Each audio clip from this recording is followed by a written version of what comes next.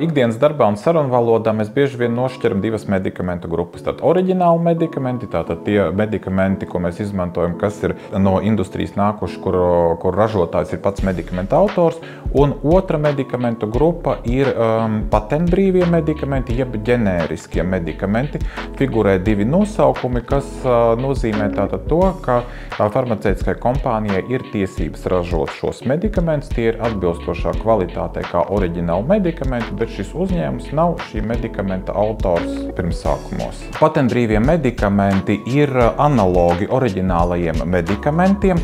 To ražošanas process, tā kvalitātes prasības un biopieejamības dati ir ekvivalenti oriģinālajiem medikamentiem. Tātad būtisku atšķirību šiem medikamentiem nav un ir jāspēj pierādīt un panākt to, ka šīs zāles ir identiskas oriģinālajam medikamentam. Un tādējādi ir iespēja ietaupīt zināmus finanšu līdzekļus, lai padarītu šos medikamentus izmaksu ziņā efektīvākus.